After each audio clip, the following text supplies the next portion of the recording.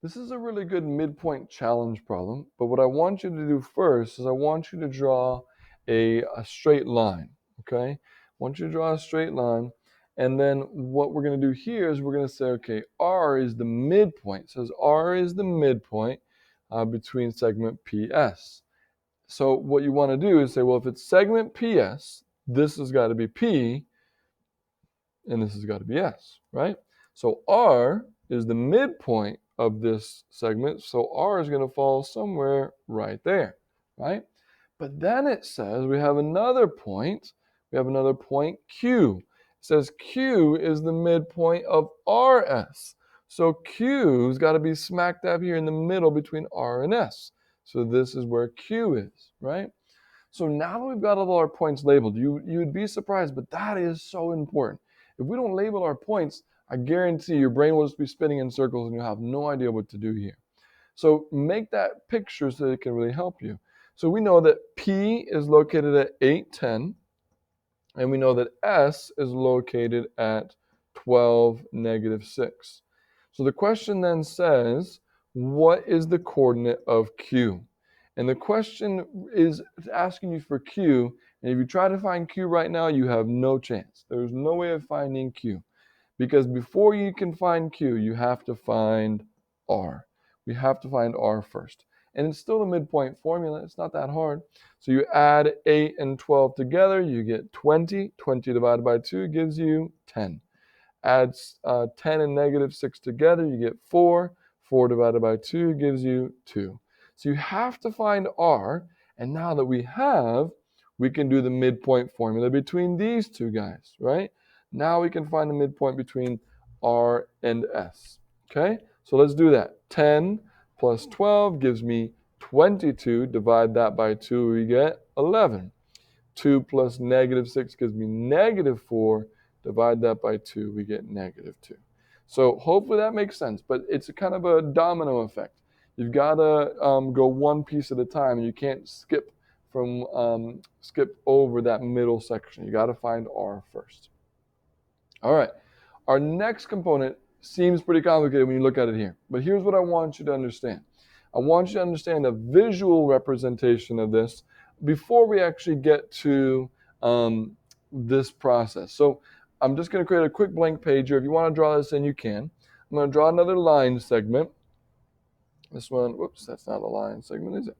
All right, another line segment.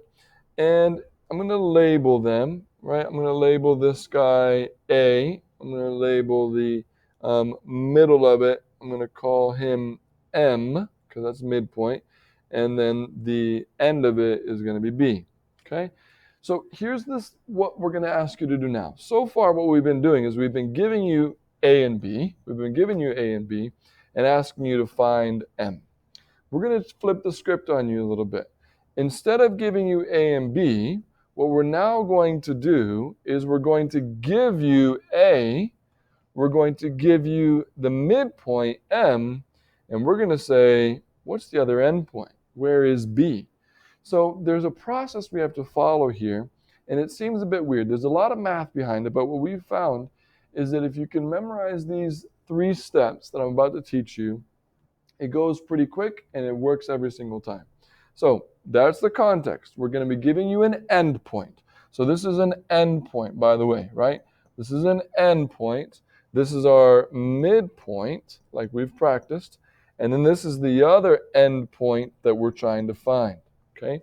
When we're given an endpoint and a midpoint, here's what we do. Step 1, the very first thing we have to do, let's read our question. Find the coordinates of C if B is the midpoint. So there you go. B is our midpoint. And it's the midpoint of AC. And A is located at 7, 1. So this is our endpoint, right? This is our endpoint up here, 7, 1. So B is our midpoint, and A is our endpoint. Our first thing that we're going to do, step 1, is make sure it's the midpoint. Choose the midpoint and double it. Double it. So we're going to double the midpoint. So the midpoint was -4, 2. If we multiply it by 2, which is what that dot times 2 means there, if we multiply it times 2, it becomes -8, 4. -8, 4. So we take whatever the midpoint was. It's got to be the midpoint. Way too many people double the endpoint and it doesn't work. You have to double the midpoint. Double the midpoint. So now that we've doubled the midpoint, what we're going to do in step 2 is we're going to switch the signs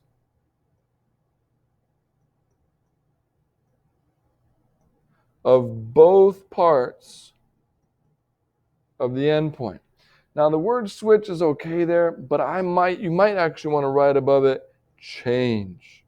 Because I don't actually like the word switch, because you might think they switch, the X and Y switch. I prefer the word change. We're going to change the signs. So let's look at the endpoint here. The endpoint was 7, 1. They're both positive. So if we take the opposite signs, right? If we change the signs, they're going to be -7 and -1. So our signs change. We don't switch the order. We don't switch X and Y. It's still 7 and 1, but they're now, we changed the sign. So -7 instead of +7, and -1 instead of +1. Okay?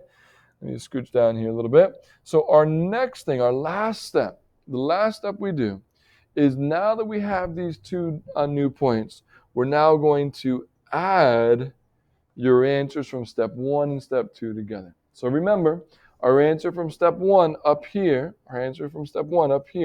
was -8/4. So I'm going to put that right there, -8/4.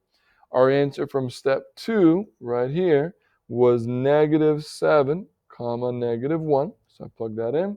And all we have to do is add them together.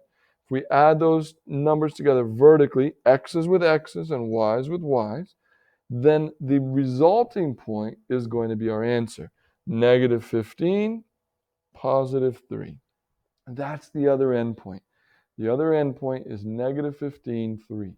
When we double the midpoint, change the signs, and add them together. Double change, add, double change, add.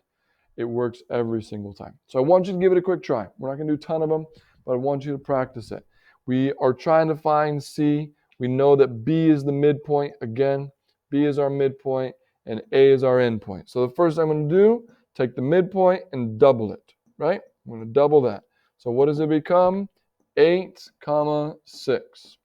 Then I take my endpoint right here, and I change the signs. So if I change the signs, it becomes -6, +12, right? -6, +12. We just change the signs. 6 becomes negative, -12 becomes positive. And now we add them together. So if I add them together, it's going to be 8 plus -6 and 6 plus the 12. So I'm left with 2, 18. There's my answer, 2, 18. So you have about 4 other practice problems there. I really want you to give that a shot. Practice them. See if that makes sense to you. It's really important that you give this a good go and make sure you understand what you're doing.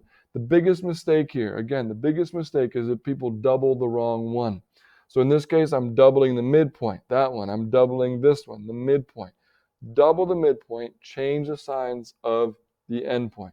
So if I double, I'm looking at 18, 16, change the signs. So I'm looking at +7, -4, and then I simply add them together. So if I add them together, I'm left here with 25, 12. That's my other endpoint. Hopefully that makes sense. Really good practice. Let us know if you have any questions.